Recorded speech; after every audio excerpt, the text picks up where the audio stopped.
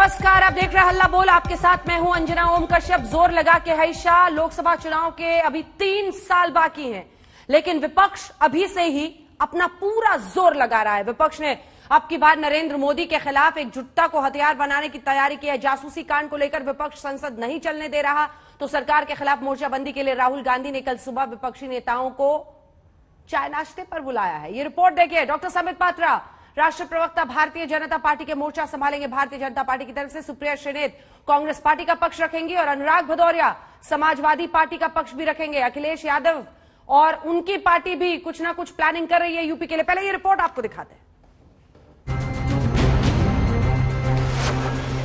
जो राहुल जी ने कहा, जो हमारे और नेता कहेंगे, हम सब एक मत हैं। राहुल जी ने कहा ये डेमोक्रेसी के आत्मा पर एक चोट लग गई, तीर लगा।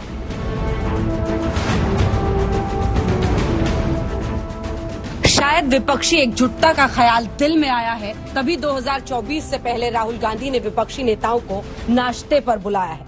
वैसे तो ममता बनर्जी से लेकर अखिलेश यादव विपक्षी एकता की मुहिम छेड़ चुके हैं और इससे पहले भी संसद सत्र पर 14 दल मल्लिकार्जुन खड़गे के नेतृत्व में बैठक कर चुके हैं, लेकिन अब राहुल गांधी ने मोर्चा संभाला है। कल सुबह 9:30 बजे दोनों सदनों के विपक्षी दलों के फ्लोर लीडर्स को कॉन्स्टिट्यूशन क्लब में राहुल ने नाश्ते पर बुलाया है। पहले सुनिए नाश्ते वाली बैठक का एजेंडा, फिर सुनाएंगे आपको बीजेपी की प्रतिक्रिया। दोनों सदनों के विपक्षी दलों के फ्लोर लीडर्स को बुलाया गया है, यानी संसद में विपक्ष की रणनीति और एकजुटता पर बात होगी। सरकार को अपने मन मुताबिक बिल पास नहीं करने देगा विपक्ष। फोन जासूसी कांड पर सरकार को घेरने की रणनीति बनेगी। आज इसी मुद्दे पर कांग्रेस नेता अधीर रंजन चौधरी ने कहा कि सरकार असल मुद्दों पर चर्चा से भाग रही है। वहीं मुख्तार अब्बास नकवी राहुल के नाश्ते वाले न्योते पर तंज कस रहे हैं। मोदी जी को डर क्यों कि पेगासस एक जासूसी कांड है, जिस जासूसी कांड में सारा हिंदुस्तान को सरकार अपने चपेट में लेना चाहते हैं। तो जहां सबके लिए खतरा बनते जा रहे हैं, वो मुद्दा अगर हम पहले चर्चा के लिए चाहिए थी। इसमें हमारा दोष क्या है? हम तो चर्चा चाहते हैं शुरू के दिन से। जब ये सरकार में थे तो हिट विकेट होते थे, अब जब विपक्ष में आ गए तो नो बॉल कर रहे हैं, और ये हिट विकेट और नो बॉल दोनों इनका बंटाधार करने में मददगार हुई है। आज पार्लियामेंट की क्या स्थिति है? आज पार्लियामेंट जो है वो खर्चा रुपया और चर्चा चवन्नी है। और जिस तरह से तमाम इश्यूज हैं, तमाम मुद्दे हैं, उन मुद्दों पर जो है वो सरकार डिबेट के लिए, डिस्कशन के लिए तैयार है। लेकिन अब कोई आदमी तय करके बैठ जाए कि हमें जो है वो हिट विकेट होना है, हमें नो बॉल करना है, तो करते रहे। नो बॉल और हिट विकेट होते होते उनका बंटा। इधर दिल्ली में एक और नाश्ते की चर्चा है। ये चाय पर चर्चा हुई है समाजवादी पार्टी के संरक्षक मुलायम सिंह यादव और आरजेडी अध्यक्ष लालू प्रसाद यादव के बीच। अखिलेश ने चाय की तस्वीरें ट्वीट की और लालू ने साझी लड़ाई का संदेश ट्विटर पर दिया। साथ ही अखिलेश यादव अगले साल के यूपी चुनाव से पहले विपक्ष को आत्ममंथन की हिदायत दे रहे हैं। कहा है ये कांग्रेस और बीएसपी तय कर ले कि उन्हें बीजेपी से लड़ना है या मुझसे। तो क्या छोटी पार्टियों से अब तक गठबंधन की बात करने वाले अखिलेश यादव अब यूपी में कांग्रेस और बीएसपी के साथ कोई सीट शेयरिंग फॉर्मूला चाहते हैं? तो विपक्ष के ये 3 नेता हाथ से हाथ मिलाकर सरकार को घेरने में जुट गए हैं। ममता अब हर महीने दिल्ली का दौरा करेंगी, तो राहुल नाश्ते पर विपक्षी नेताओं के साथ मंथन करेंगे और अखिलेश 2022 यानी यूपी चुनाव के विपक्ष प्लान पर जोर दे रहे हैं। आज तक ब्यूरो। डॉक्टर संबित पात्रा, तमाम पार्टियों के नेता एक साथ कल नाश्ते पर राहुल गांधी के साथ मिलेंगे। सरकार को घेरने की पूरी रणनीति बन रही है। ये कोशिश हो रही है कि जिस विपक्षी बिखराव पर आप लोग हमेशा मुस्कुराते थे, जैसा कि आप अभी मुस्कुरा रहे हैं, उस मुस्कुराहट को रोक दिया जाए। मेरे सवाल का जवाब दीजिएगा, लेकिन उससे पहले क्या कुछ विपक्ष कर रहा है जरा अपने दर्शकों को बता देते हैं हम, क्योंकि हर मोर्चे पर 3 अगस्त विपक्षी नेताओं को नाश्ते पर राहुल गांधी ने कल बुलाया है। कॉन्स्टिट्यूशन क्लब पर बाकायदा 9:30 से पहले मल्लिकार्जुन खड़गे ने 14 दलों की बैठक का नेतृत्व किया था। अब राहुल मोर्चे पर उतरे हैं। लालू और मुलायम की बैठक, ये मुलाकात भी बहुत मायने रखती है। ओम प्रकाश चौटाला से मिले हैं नीतीश कुमार ने बड़े ही तेवर अब सख्त कर लिए हैं। कह रहे हैं कि पेगासस कांड की जांच होनी चाहिए, उस पर चर्चा होनी चाहिए। मैंने भी सुना है 26 जुलाई 5 दिनों के दौरे पर दिल्ली पहुंची ममता बनर्जी और अब माना जा रहा है कि वो हर महीने आ सकती हैं। राहुल की अगुवाई में 14 पार्टियों की बैठक इससे पहले 27 जुलाई को हो चुकी है। तो चलिए डॉक्टर संबित पात्रा जी जवाब दीजिए, पूरा विपक्ष लामबंद हो रहा है, एक साथ हो रहा है, यानी अब आपके पास कोई वजह नहीं बचेगी उस बिखराव पर मुस्कुराने की। डॉक्टर पात्रा। देखिए अंजना जी, मैं तो आपसे रिक्वेस्ट करूंगा कि आप जरा अपने कैमरा पर्सन को कॉन्स्टिट्यूशन क्लब भेजिए। कॉन्स्टिट्यूशन क्लब वो वेन्यू है जहां कल वो हिस्टोरिक नाश्ता होने वाला है। बाहर एक बहुत ही सुंदर किसी ने लगा, पता नहीं किसने लगाया है, एक बड़ा सा होर्डिंग लग रहा है और ये होर्डिंग बहुत ही मुस्कुराने वाला होर्डिंग है, इसलिए मैं मुस्कुरा रहा था। होर्डिंग में लिखा हुआ है, जिसके साथ राहुल ने किया नाश्ता बंद हुआ उसका सारा रास्ता। जिसके साथ, आपने इतिहास उठा के देखना है, विगत 7 वर्षों में राहुल गांधी जी ने जिसके साथ नाश्ता किया है सारे रास्ते बंद हो गए हैं उसके, कोई ये बड़ा सा होर्डिंग लगा हुआ है। और मुझे लगता है कल जब एक एक करके ये विपक्षी दल वाले वहां आएंगे और ये होर्डिंग देखेंगे कि रास्ता बंद होने वाला है, कहीं ये अपना रास्ता बदल न ले। वैसे अंजना जी, मैं तो राहुल, देखिए नाश्ता कराना, रास्ता करना ये उनका व्यक्तिगत विषय है, नाश्ता भी करे, लंच भी करे, डिनर भी करे, उसके बाद सो भी जाए, इसमें हमारा कोई आपत्ति नहीं है। मैं सिर्फ इतना कहना चाहता हूं, एक फ्रेंडली एडवाइस है कि एक बार G23 वालों के साथ भी तो नाश्ता कर लें। वो 2 साल से वेट कर रहे हैं कि हमें कब राहुल जी चाय पे बुलाएंगे, हमें कब राहुल जी नाश्ते पे बुलाएंगे। एक बार G23 से नाश्ता तो कर ले, बाकी फिर 14 दलों से करते रहेंगे। और तीसरी बात मैं कहना चाहता हूं, देखिए नाश्ते का मेनू क्या होगा, क्या परोसेंगे नाश्ते में राहुल गांधी जी।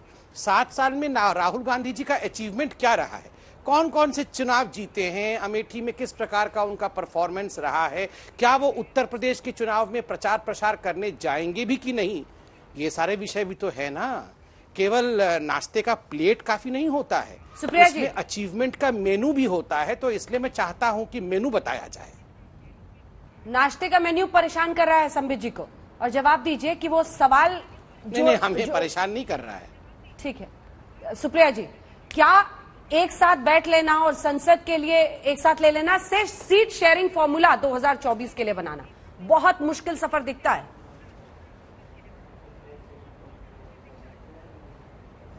मुझे लगता है 2024 में तो अभी वक्त है अंजना जी, अभी देश में क्या हो रहा है उसके बारे में थोड़ी चिंता करनी जरूरी है। एक बहुत बड़ा जासूसी का स्कैंडल, वाटरगेट जैसा स्कैंडल सरकार के दरवाजे पर है और सरकार अपने दम्भ और अहंकार में उससे मुंह मोड़ रही है। दुनिया के तमाम देशों ने इस पर तफ्तीश कर रहे हैं, जांच हो रही है। फ्रांस की तो साइबर सिक्योरिटी एजेंसी ने भी इसका पुख्ता कर दिया है कि हाँ ऐसा ऐसा हुआ है, लोगों के फोन पर यह स्पाईवेयर पाया गया है। या अब एजेंसीज, न्यूज एजेंसीज से भी आगे बात बढ़ चुकी है। सरकार अपने दम्भ और अहंकार के चलते विपक्ष की बात नहीं सुनना चाहती है, लेकिन आज लोग जानना चाहते हैं। मेन्यू की बात कर रहे हैं, 2-4 आइटम मेन्यू के बता देती हूं। आज देश में अर्थव्यवस्था ठप है, आईएमएफ ने आपका 3% गिरा दिया है अर्थव्यवस्था का अनुमान इस वर्ष का। बेरोजगारी अपनी चरम सीमा पर है, 23 करोड़ लोग इस देश में गरीबी की सीमा रेखा के नीचे हो गए हैं। 8 लाख करोड़ घोटाला हुआ है बैंकों में, ये सुन लीजिए। छोटे मझोले बिजनेसेस बंद होते जा रहे हैं, इनको ये सब तकलीफें दिखती ही नहीं है। अरे 1 किलोमीटर दूर जंतर मंतर पर आज किसान इस बारिश में भी बैठा हुआ है, क्योंकि किसानों को आपने जो अनदेखी करी है उसका सबक आपको सिखाएगा। ये सारे इश्यूज, मिडिल क्लास हो, चाहे गरीब हो, चाहे बेरोजगार हो, चाहे युवा हो, चाहे किसान हो, चाहे खेतीहर मजदूर हो, ये सब त्राहिमाम कर रहे हैं। कोरोना का तो अभी मैं बात ही नहीं करूंगी कि आपके कुप्रबंधन के त्राहिमाम में आपको तो बस जासूसी से तकलीफ है ना। सारे मुद्दे अपनी जगह हैं। इस त्राहिमाम में आपकी पार्टी को, राहुल गांधी को तो सिर्फ जासूसी से तकलीफ है ना? नहीं, ये गलत आपका कहना है। बिल्कुल जासूसी से तकलीफ नहीं है। जासूसी मुद्दा जरूरी इसलिए है क्योंकि एक चुने हुए लोकतंत्र में एक चुनी हुई सरकार का दामन इतना मैला है और वो मुंह फेरना चाहती है। इस सरकार के ऊपर आक्षेप सिर्फ विपक्ष की जासूसी का नहीं है, देशद्रोह का आक्षेप है, ऑफिशियल सीक्रेट्स एक्ट के उल्लंघन का आक्षेप है, महिलाओं की स्टॉकिंग का आक्षेप है, राइट टू प्राइवेसी के उल्लंघन का आक्षेप है। और किसका हुआ है? एक औरत जिसने यौन शोषण का आरोप लगाया चीफ जस्टिस ऑफ इंडिया के खिलाफ, चुनाव आयुक्त, सीबीआई डायरेक्टर, चुने हुए मुख्यमंत्री, चुनी हुई अपनी मंत्रीगण, ये किस तरह की बातें करते हैं? इससे भयंकर लोकतंत्र पर कोई गहरा आक्षेप लग सकता है?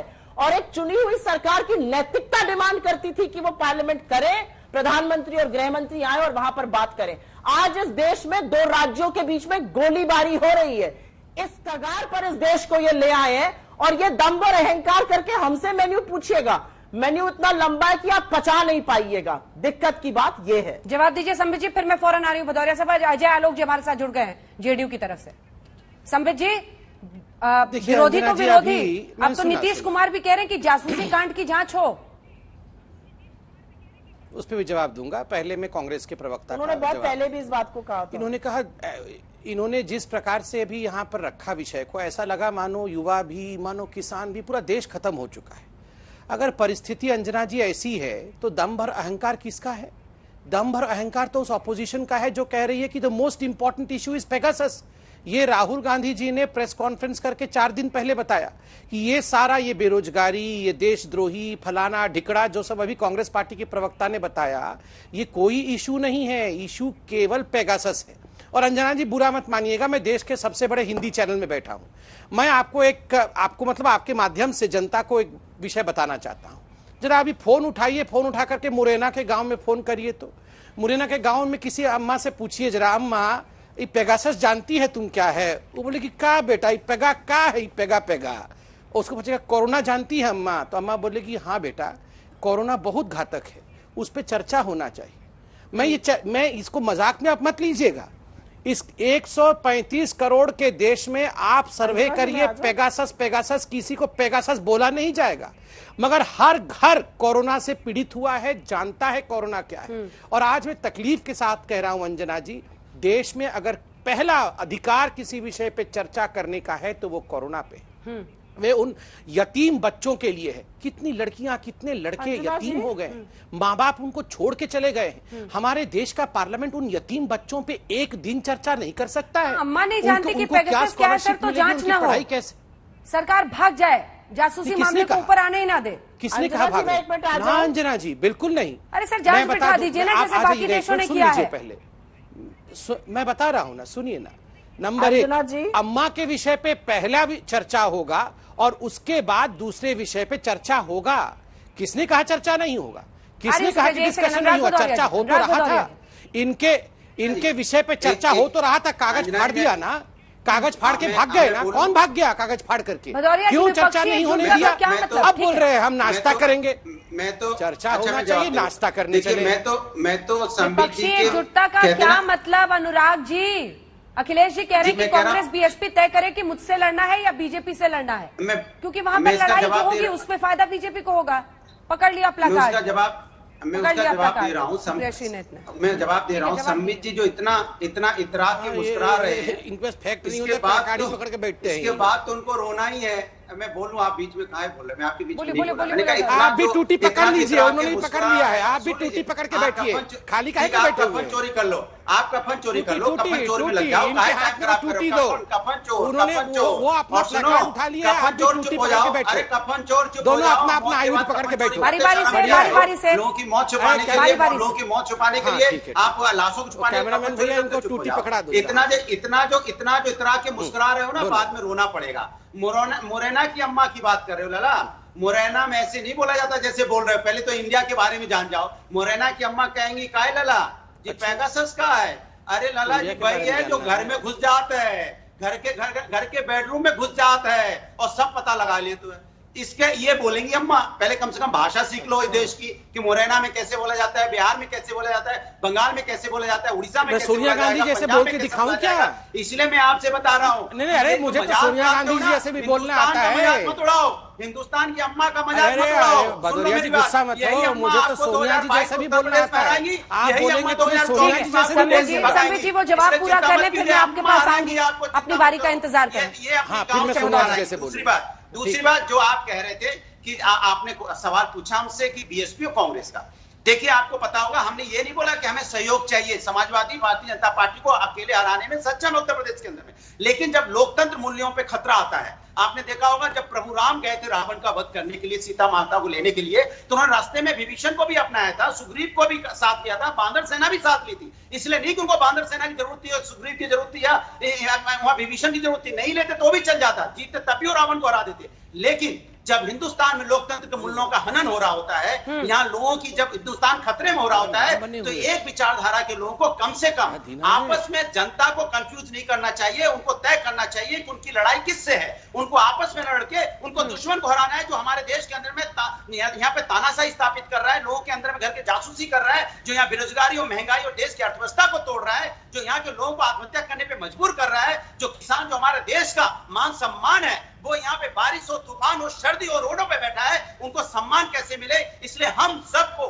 एक साथ, एक सोच के साथ। तो फिर लालू जी से मिलकर फायदा नहीं है ना, फायदा तो मायावती और राहुल गांधी से मिलकर होगा ना मुलायम जी को। अच्छा दिक्कत यह है कि आप भारतीय जनता पार्टी हमेशा हर चीज को राजनीतिक रूप से देखती है। दो लोग जो 1900 आप जेपी आंदोलन के एक साथ, उन्होंने जेपी आंदोलन के साथ मिलकर लड़ाई लड़ी थी, 40 साल का उनका साथ है। आज वो मिलेंगे, चाय पे अपनी चर्चा करेंगे, अपने दुख सुख की बात करेंगे, अपनी पर्सनल बातें होती हैं। हर चीज का राजनीतिक रूप रंग दे देना भारतीय जनता पार्टी को। अरे हाँ ठीक है, राजनीतिक विचारधारा से हम एक हैं, रिश्तेदार भी हैं। छोटा सा जवाब कैसे दे देंगे? इस देश के अंदर में इमोशंस कुछ है कि नहीं है, भावनाओं की कुछ रिश्ते हैं कि नहीं है। हर चीज राजनीतिक नहीं होती अंजना जी। बीजेपी हर चीज का राजनीतिकरण करती है, यह देश के लिए दुर्भाग्य की बात है। इसने देश के अंदर में इंसानियत खत्म कर दी है। सिर्फ और सिर्फ सत्ता की भूखी है, किसी कीमत पे सत्ता थोड़ा इंसानियत का तकाजा देके हमें बोलने दीजिए भदौरिया जी। ठीक है, सब लोग खाली बेडरूम ही चले जा रहे हैं 5-5 सेकंड में। हाँ, और क्या हो गया, आपकी आदत गंदी हो गई ना, उसको रोकना है। अरे अंजना जी, जरा इनका हो गया हो तो मैं आ जाऊं। थैंक यू भदौरिया जी, रुक जाइए। अंजना जी, ये जो तस्वीरें आप दिखा रही हैं लालू प्रसाद यादव जी का और आदरणीय मुलायम जी का, आपको क्या लगता है दोनों ने बैठ के क्या बात किया? मैं आपको बताता हूँ, मैं वहां था नहीं कि मैं जानता नहीं हूँ, मगर मैं बताता हूँ। बिल्कुल बताओ। ये नहीं बोला होगा, चलो पहले इनसे बुलवा लीजिए पूरा, उसके बाद हम बोलेंगे। अंजना जी, दोनों ने बैठ के ये तो नहीं बोला होगा कि फ्लाईओवर कैसे बनेगा, मैं बहुत चिंतित हूँ। अंजना जी, इनसे पूरे बुलवा लीजिए, कोई बात नहीं, मैं तो शांति से। मेरे बीच में बोल रहे थे अंजना जी। नहीं, वो रुक गए, वो फौरन रुक गए, फिर तो फौरन रुक गए, प्लीज। कोई नहीं, आप भी थोड़ा बोल लीजिए। मैंने आपके बीच में थोड़ा बोला था, आप थोड़ा मेरे बीच में बोल लीजिए, फिर मैं बोलूंगा आराम से। और थोड़ा बोल लीजिए, 10 सेकंड और बोल लीजिए, फिर मैं बोलता हूँ। अच्छा बोलो। अरे देश के मुद्दों पे बात करो, आए बाएं साए ना बोलो, देश के मुद्दे पे बताओ कि क्या करने वाले हो देश के। अब सुन लीजिए, आपने बोल लिया, हो गया, चलो बराबर हो गई, अब बराबरी हो गई। अब सुन अंजना जी, ये दोनों बैठ के क्या बात किए होंगे? इन दोनों ने बैठ के ये तो बात नहीं की होगी कि हमें बुलेट ट्रेन चलाना है। इन दोनों ने ये तो बात नहीं की होगी हमें 10 फ्लाईओवर बनाना है। ये तो नहीं बोल रहे होंगे चमचमाती सड़क चाहिए। इनकी चिंता एक ही रही होगी, अरे हमार दुईगो बबुआ का होइब। ये लालू प्रसाद यादव जी बोल रहे हैं तेजस्वी और ये सब कैसे सेटल होंगे, तो ये बोल रहे होंगे भाई साहब कुछ भी करो, ये तो गलत बात है। सेटल करो। इनका कुल मिलाकर यही कहानी है, सेटल करना है बबुआ लोगों को। अरे अंजना जी, ये शांति नहीं होते हैं। अंजना जी, आप जरा, मैं तो जो जेन्युइन बातें बता रहा हूँ, ये बोलने नहीं देंगे तो कैसे होगा? दो लोग स्वाभाविक रूप से अपने मिलते हैं तो थोड़ा सा शांति रखिए। अंजना जी, कृपया करके कंट्रोल कर लीजिए, ठीक है, प्लीज कंट्रोल कर लीजिए। अंजना जी, थैंक यू। अंजना जी, मजाक मैं नहीं उड़ा रहा हूं। इतने वर्षों तक इन परिवारवादी पार्टियों ने देश का मजाक उड़ाया था। इनको लगता था कि हिंदुस्तान की राजनीति इनके परिवारों का पार्किंग लॉट है। ये अपने बच्चों को लाके वहां पार्क करेंगे और इनके बच्चों की राजनीति के भविष्य को आगे बढ़ाएंगे। जब इनको लग रहा है कि अब हिंदुस्तान में वो नहीं चलने वाला है, मीटिंग कर रहे हैं, नाश्ता कर रहे हैं, आप नाश्ता करिए, लंच करिए, डिनर करिए। नहीं, जितिन प्रसाद जी को पार्क किया है। जितिन प्रसाद जी ना हमारे पार्टी के राष्ट्रीय, कोई बात नहीं, उनके पिता हमारे पार्टी में नहीं थे। आप देखिए, मैंने कहा ना, पालने में जन्म होना भविष्य के प्रधानमंत्री का, पालने में जन्म होना भविष्य के पार्टी के अध्यक्ष का, वो परिवारवाद होता है। पिता का पुत्र पॉलिटिक्स में होना वो परिवारवाद नहीं होता है। और दूसरी बात मैं यहाँ कहना चाहता हूँ, आजकल कांग्रेस से मैं एक रिक्वेस्ट करना चाहता हूँ, ये आजकल होर्डिंग पोस्टर छापने का काम कर रहे हैं।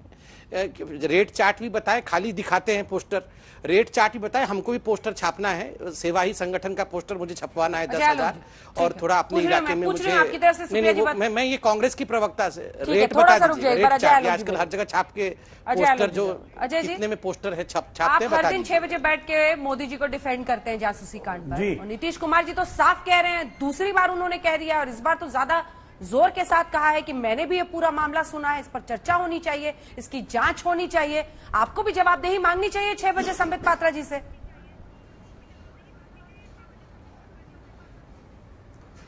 देखिए अंजना जी, सबसे पहली बात कि हमने भारतीय जनता पार्टी के साथ हम लय में हैं, विलय नहीं हुआ है। अब जब पार्टी की लाइन नीतीश कुमार ने ड्रॉ कर दी है कि जांच होनी चाहिए, संसद में चर्चा होनी चाहिए, तो होनी चाहिए, उसमें क्या दिक्कत है। और नीतीश जी ने एक लाइन और कहा है कि ऐसा लोग जो कह रहे हैं वो कुछ लोगों को परेशान करने के लिए कर रहे हैं, तो ठीक है ना।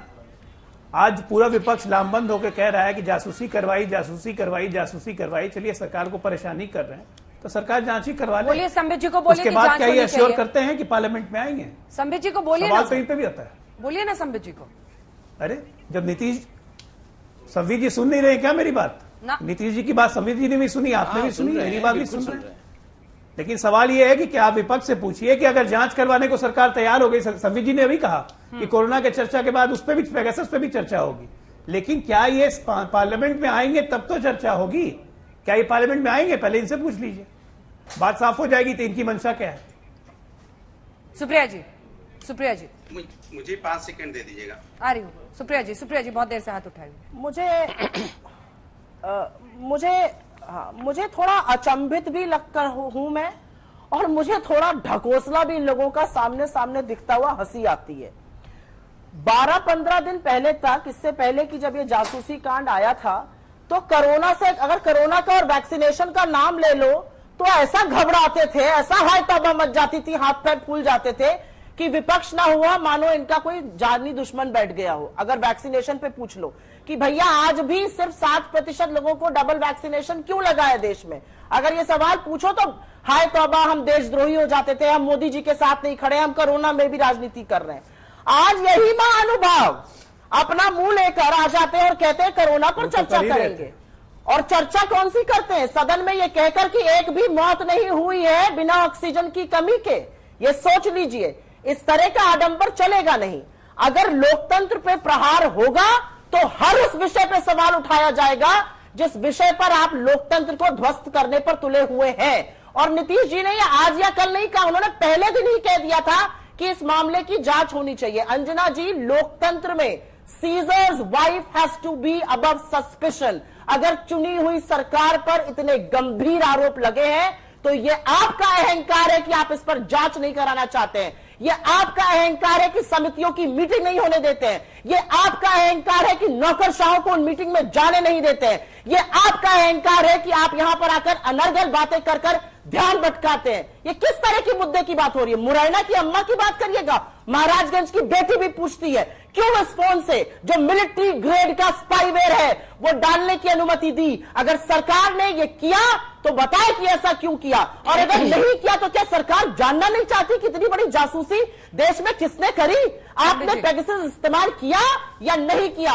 सवाल सिर्फ एक है, जासूसी क्यों की? ये हर बेटी, हर युवा, हर पुरुष, हर लोकतंत्र इस देश में जानना चाहता है, जिसका इस देश के संविधान में, इस लोकतंत्र में विश्वास है। इनका नहीं है, इसलिए ये बकवास करने आते हैं यहां पर, कोई मुद्दे की बात नहीं करते हैं। जब कोरोना की बात करते थे तो जान तारे की बात करने लगते थे, आज जब जासूसी की बात होगी तो कोरोना पर चर्चा करना चाहते हैं। कौन से कोरोना पर चर्चा करिएगा जहां पर एक भी व्यक्ति की मृत्यु नहीं हुई बिना ऑक्सीजन के? मुंह है आपका चर्चा करने के लिए किसी भी? अंजना जी, आप मैं बोल लूं या कोरोना पर ज्ञान देने के लिए आप सुन लें, यही व्यक्ति यहां पर आकर बैठते थे। ठीक है संबित जी, चलिए, कोविड से भागते रहते थे। अंजना जी ने कहा हम, मुझे बोलना रहता है, वो अपने नोट से बोलते हैं। अंजना जी मैं सुन सकता हूं, मैंने सबकी बातें सुनी, अब आराम से जवाब देता हूं। मैं ऐसा नहीं कहूंगा कि ये क्या बकवास करती हैं या इस प्रकार की भाषा का, गाली वाली का प्रयोग मैं नहीं करता हूं। मैं बड़ी शालीनता से बोलूंगा। देखिए, गला खराब करने की आवश्यकता नहीं है। इन्होंने कहा कि ऑक्सीजन की कमी से एक भी व्यक्ति की मृत्यु नहीं हुई, ऐसा चर्चा होता है। तो मैं पूछता हूं, बताइए ना, राजस्थान में, छत्तीसगढ़ में, जहां कांग्रेस शासित राज्य है, वहां कितने ऑक्सीजन की कमी के कारण मृत्यु हुई? इन्हीं के राज्यों ने, महाराष्ट्र ने, इन्हीं के राज्यों ने कहा कि हमारे राज्य में एक भी मृत्यु ऑक्सीजन की कमी के कारण नहीं हुई। दूसरी बात है, मैं अभी भी कहता हूं, अहंकार किसका है वो तो भाषा के स्टाइल से आपको डिबेट में मालूम पड़ रहा होगा। मैं अभी भी कहता हूं और बहुत स्पष्ट भाव से कहता हूं, आज देश का नंबर 1 मुद्दा और आने वाले समय में भी देश का नंबर 1 मुद्दा कोरोना का है। हमें अपने बच्चों को थर्ड वेव से कैसे बचाना है, वैक्सीनेशन सुचारू रूप से कैसे चले, ये मुद्दा है। सरकार आप कितना भी चिल्ला ले, इन मुद्दों पे चर्चा करेगी, इन मुद्दों को जनता तक लेकर जाएगी। दूसरी बात मैं कहना चाहता हूं, राहुल गांधी पे हम क्यों जासूसी करेंगे? अंजना जी, अंजना जी, क्या मिलेगा राहुल गांधी पे जासूसी करके? आप जरा सोच के बताइए अंजना जी। मतलब हम करोड़ों रुपए, ये पेगासस क्या बोल रहे हैं, करोड़ों रुपए का है। एक फोन पे जासूसी करो तो करोड़ों रुपए खर्च हो जाते हैं। हम करोड़ों रुपए खर्च करके इस राहुल गांधी पे जासूसी करेंगे? वो तो हर दिन ही गाली दे रहा है मोदी जी को, फोन पे गाली दे रहा है, ट्विटर पे गाली दे रहे हैं, हर जगह गाली दे रहे हैं, फिर जाके कान पकड़ के सुप्रीम कोर्ट में माफी मांगते हैं। उस व्यक्ति की जासूसी करके क्या मिलेगा जो व्यक्ति अपनी सीट छोड़ करके केरल भाग गया, जो व्यक्ति अपनी सीट जीत नहीं सकता है? उत्तर प्रदेश के चुनाव में नहीं, आप अभी मत आइए, अभी मैं आया हुआ हूं, मेरे बाद आप आइएगा। जो व्यक्ति अपनी सीट छोड़ के केरल चला गया, जो व्यक्ति उत्तर प्रदेश में प्रचार तक करने नहीं आ सकता है, जो व्यक्ति अपने पार्टी के सदस्यों को कंट्रोल नहीं कर सकता है, अपने पार्टी के अंदर कोहराम मचा पड़ा है, उस व्यक्ति की हम जासूसी कराएंगे? अंजना जी, आप सोच के देखो, इस राहुल गांधी पे जासूसी कराएंगे हम? तो क्या 2024 के पहले और उससे भी पहले यूपी चुनाव 2022 में है, विपक्ष अपने अपने तरीके से मोदी सरकार के खिलाफ एकजुटता साधने की जो कोशिश कर रहा है उसमें कितना रंग लाएगा? लेकिन पूरा मामला सुप्रिया श्रीनेत अटका हुआ है क्योंकि कांग्रेस पार्टी हर हाल में चाहती है जासूसी कांड की जांच, या फिर कम से कम इस मुद्दे पर सरकार सरेंडर करे, जिसकी वजह से एक तरह से तमाम अन्य मुद्दे हॉस्टेज पर हैं, सब साइड दरकिनार हो गए। अब संबित पात्रा कह रहे हैं कि हमारे पास कोई वजह ही नहीं कि हम राहुल गांधी का फोन, हम क्यों जासूसी करेंगे उस फोन की? क्या होगा आपका जवाब? नहीं, उनकी बेतुकी बातों का मैं जवाब क्यों दूंगी? ये बिल्कुल तर्कहीन, बेतुकी, स्तरहीन बातों का मैं जवाब नहीं दूंगी। लेकिन हाँ, मैं ये जरूर पूछना चाहती हूं कि जिन बाकी 45 देशों में ये खबर आई और उनमें से कई देशों ने इस पर जांच गठित करी, अब न्यूज एजेंसीज तो छोड़ दीजिए, वॉशिंगटन पोस्ट और गार्डियन और लेमॉन्ड, अब तो फ्रांस की साइबर इन्वेस्टिगेटिव एजेंसी कह रही है कि हाँ पाया गया है फोन, उसके बाद भी सरकार चुप रहेगी। वो दिन याद करिएगा जब डिफेंस मिनिस्टर इजराइल का फ्रांस जाते हैं, क्योंकि उनको पता है कि गड़बड़ हुई है, वो माफी मांगते हैं। हमारे यहां सरकार के कान पर जू ही नहीं रेंग रही है। ये कौन सी लत है जासूसी करने की, मैं ये जानना चाहती हूं। आपको नहीं लगता कि एक चीफ जस्टिस ऑफ इंडिया से संबंधित महिला का, एक चुनाव आयुक्त का, एक सीबीआई डायरेक्टर का, चुने हुए सांसदों का, चुने हुए मंत्रियों का, उप मुख्यमंत्रियों का डायरेक्ट फोन पे जासूसी करना, ये कोई सही बात है? ये मिलिट्री ग्रेड का स्पाईवेयर है। सोचिए औरतों के साथ, इज्जत आबरू के साथ ये कितना बड़ा खिलवाड़ है। क्या सरकार जानना भी नहीं चाहती? मैं कहती हूं चलिए एक मिनट को सरकार की बात मान ले, इन्होंने नहीं कराया, क्या चुनी हुई सरकार जानना नहीं चाहती कि ये किसने किया है? और मैं एक बात और बोलना चाहती हूं अंजना जी, क्योंकि ये जो पाखंड होता है ये बंद होना चाहिए। लगनी चाहिए रोज 80 लाख वैक्सीन, एक दिन लगी thank you Modi ji, thank you Modi ji, खूब हुआ, उसके बाद लग रही है 40 लाख, जवाब कौन देगा? और अब उसकी बात करना चाहते हैं क्योंकि भैया जासूसी कांड से बचो। आईसीएमआर ने गाइडलाइन निकाली है कि कोरोना में एस्फिक्सिएशन से, और ये तो डॉक्टर है बता पाएंगे, मौत नहीं होगी, इस पर आप नहीं लिखेंगे, करिए गाइडलाइन चेंज, सारे देश आपको बताएगा। आप सदन में खड़े होकर झूठ बोलते हैं, आपका दम और अहंकार इतना बड़ा है कि आपने अपने ही बनाए हुए उसूलों को नहीं माना है। और मैं आपके सामने एक लाइन पढ़ देती हूं, parliament is used to ignore issues and in such a situation obstruction of parliament is in favor of democracy. It is the government's job to run parliament, not that of the opposition. और ये मेरे शब्द नहीं है, ये अरुण जेटली जी के शब्द हैं, ये स्वर्गीय सुषमा स्वराज जी के शब्द हैं। जब ये करते थे तो भाई बहुत अच्छा था, अब हम कर रहे हैं तो हम पाप कर रहे हैं। लेकिन अगर लोकतंत्र पर खतरा है, हम आवाज उठाएंगे, इनको बुरा लगे या अच्छा लगे, मुझे उससे कोई फर्क नहीं। जवाब दीजिए, उसके बाद बता रहे। चलिए, और इनको बचकर जाने नहीं देंगे। बातों का जवाब नहीं देता हूं, वैसे मैं भी इनकी बातों का जवाब नहीं देना चाहता, मगर आपके डिबेट का दो हिस्सा है। एक तो पेगासस का हिस्सा है जिसपे बहुत चर्चा हुई ब्रेक से पहले, दूसरा हिस्सा ये ऑपोजिशन लामबंद हो रहा है, इससे क्या होगा यह भी एक हिस्सा है। और अखिलेश यादव जी ने जो बीएसपी को और कांग्रेस पार्टी को आह्वान किया है कि आपका तो दुश्मन जो है वो बीजेपी है, आप समाजवादी पार्टी के खिलाफ क्यों इकट्ठे हो रहे हैं? देखिए, पिछले इलेक्शन में कांग्रेस पार्टी को कुल मिलाकर के 5.5% वोट मिले थे, बीजेपी को 40% उत्तर प्रदेश में मिले थे 2017 में, 22% समाजवादी पार्टी को और 21% बीएसपी को मिले थे। मैं इतना जानना चाहता हूं कि समाजवादी पार्टी ने डिक्लेयर किया था कि हम किसी बड़ी पार्टी के साथ गठबंधन नहीं करेंगे। वैसे अब कांग्रेस पार्टी की जो स्थिति है वो एक फ्रिंज पार्टी बन चुकी है, बड़ी पार्टी तो उत्तर प्रदेश में है नहीं, आज 7 सीट मात्र इनके पास है। तो क्या ये छोटी पार्टी अर्थात कांग्रेस पार्टी समाजवादी पार्टी के साथ कोई गठबंधन करना और उनके सामने सरेंडर करने की बात सोच रही है? ये तो बहुत महत्वपूर्ण सवाल है। क्या कांग्रेस की प्रवक्ता इसका उत्तर देगी? क्या ये सरेंडर कर रहे हैं समाजवादी पार्टी के सामने या नहीं कर रहे हैं? अखिलेश यादव कह रहे हैं, जवाब दीजिए जरा। अंजना जी, मैं बोलूं? सुप्रिया जी एक बार बोलने, फिर आप सुप्रिया जी और अनुराग जी को दिखाइए। हाँ अंजना जी, मैं 30 सेकंड के लिए अंजना जी, उत्तर प्रदेश की अगर बात करनी है ना, तो सबसे पहले बात यह करनी पड़ेगी कि देश के 9 लाख कुपोषित बच्चों में से 4 उत्तर प्रदेश के क्यों हैं, ये मैं जानना चाहती हूं। क्यों कल जब रोपवे का इनॉग्रेशन हो रहा था, जो गृह मंत्री को बुझाना चाहिए आग जो असम और मिजोरम के बीच में लगी है, जब वो रोपवे का इनॉग्रेशन कर रहे थे, योगी जी की फोटो काहे गायब हो गई थी उसमें से? आपके चुने हुए सांसद रिजाइन कर देते हैं, राजनीति तक छोड़ने की बात करते हैं। उस पर भी कुछ ज्ञान अवलोकन हो जाए, देश की जनता जानना चाहती है ऐसा क्या हो गया? ठीक है, लेकिन सुप्रिया जी, अखिलेश जी जो पूछ रहे हैं उसका जवाब दीजिए ना। अखिलेश यादव कह रहे हैं कि कांग्रेस और बीएसपी को डिसाइड करना होगा, कांग्रेस और बीएसपी को डिसाइड करना होगा कि बीजेपी से लड़ना है या समाजवादी पार्टी से लड़ना है, मुझसे लड़ना है। देखिए, चाहे वो समाजवादी पार्टी हो, चाहे वो बहुजन समाज पार्टी हो, चाहे वो कांग्रेस हो, कोई भी हो, उत्तर प्रदेश में जनता ने मन बना लिया है कि योगी जी की भाजपा की करप्ट, असंवेदनशील और मगरूर सरकार नहीं आएगी। कितने दौरे कर ले अमित शाह जी, कितनी नाक रगड़ ले नरेंद्र मोदी जी, अब भाजपा आने की नहीं। प्रताड़ित करके रखा है किसान को, युवाओं को, महिलाओं को, रोजगार ठप है, महंगाई चरम सीमा पर है। ये सब नॉन इश्यूज है, ये सब नॉन इश्यूज इसलिए है क्योंकि रामलला के नाम पर भी प्रॉपर्टी डीलिंग कर रहे हैं ये लोग। तो इश्यूज की अगर बात भाग रही है, आप सवाल से भाग नहीं रहे हैं, बिल्कुल नहीं। क्योंकि जितना भी आप पढ़ ले, समझ ले, जनता मन बना चुकी है, राजनीतिक समझबूझ बहुत जरूरी होती है।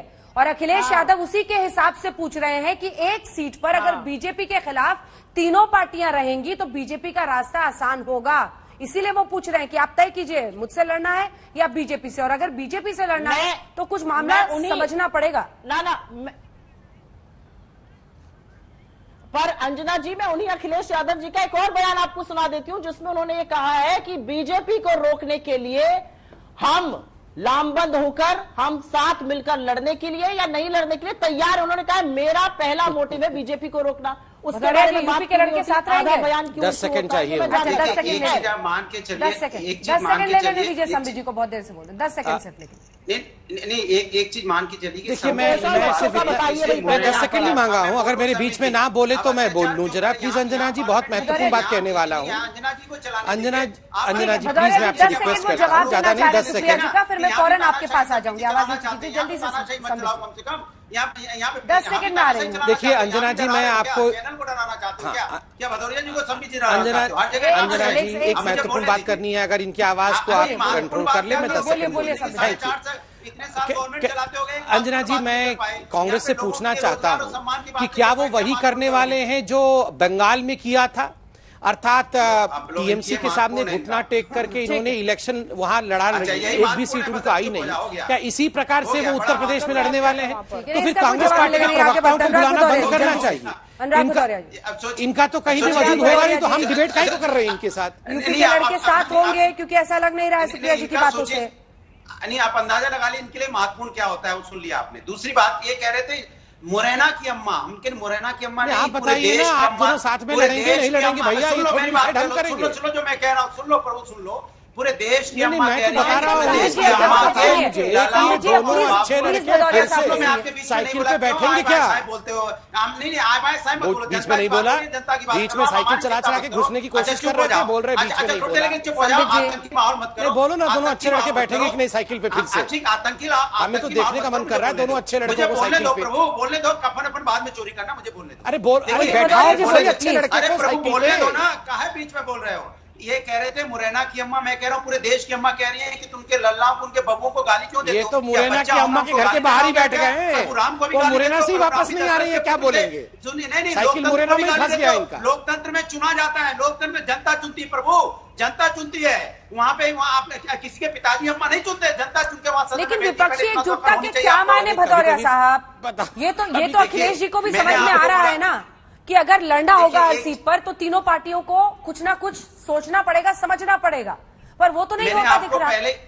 नहीं, जब आपने डिबेट की शुरुआत की थी, मैंने आपको बोला था कि प्रभु राम जब निकले थे रावण का वध करने के लिए, तो साथ में सुनिए, हमें सहयोग के लिए नहीं बोला कि समाजवादी का ये सहयोग आजकल कीजिए। बड़ा रावण का वध करने राम जी निकले हुए हैं, इनके तो ये अपने आप को राम जी सोचने लगे। क्योंकि लोकतंत्र पे खतरा है, राम भक्तों पर गोली चलाकर राम जी बन गए हैं आजकल। हिंदुस्तान के लोगों को डिवाइड वध करने निकले हैं और सुग्रीव आ रहे हैं उधर से, कमाल की बात है। किसान आत्महत्या कर रहा है, मतलब ये आजकल ये राम भक्तों को मारने वाले अपने आप को भगवान राम बोलने लगे, कमाल है। संबित जी ये गलत है। तो आ ही गए। आप सभी को नहीं, संबित जी, जितने विपक्षी दल हैं और जितने भी देश की जनता है, उनको भारतीय जनता पार्टी के खिलाफ खड़े होना होगा और आपस में न लड़के भारतीय जनता पार्टी को हराना कैसे होगा अजय आलोक जी? ये कैसे होगा? ये है इसका मतलब। वहां तो मायावती जी को लग रहा है उन्हीं की सरकार बन रही है। कांग्रेस में तो जितने प्रवक्ता आते हैं कहते हैं हम तो अपनी सरकार बनाए। देखिए वो तो संबित जी को लगता है हमेशा कि वो हर जगह। अजय आलोक जी अरे देखिए अंजना जी, ये सबको पता है, हमारे अनुराग भाई को भी पता है, हमारे अनुराग भाई को भी पता है कि गिद्धों में दोस्ती नहीं होती है, समाजवादी आ रही है, कभी दोस्ती नहीं हो सकती, दोस्ती सिर्फ कबूतरों में होती है। तो ठीक है ना, ये कहां से दोस्ती करेंगे? अरे करने दीजिए लंच डिनर साथ में, कोशिश करने में क्या हर्ज है? अब कोशिश में भी ग्रहण लगा दीजिएगा तो कैसे बात बनेगी? मुबारक हो ब्रेकफास्ट, इनको अच्छा से ब्रेकफास्ट वगैरह करें, पता चल जाएगा। तो रिजल्ट 6 महीने के अंदर आपको इसका फलसफा मिल जाएगा। लेकिन कुछ होने जाने वाला नहीं है, कुछ होने जाने वाला नहीं है, ना दोस्ती होगी ना नौमन तेल होगा, कुछ नहीं होने जा रहा है। ये इसी तरह चिल्लाते रहेंगे, कभी बड़े भाई को गाली देंगे, कभी बुआ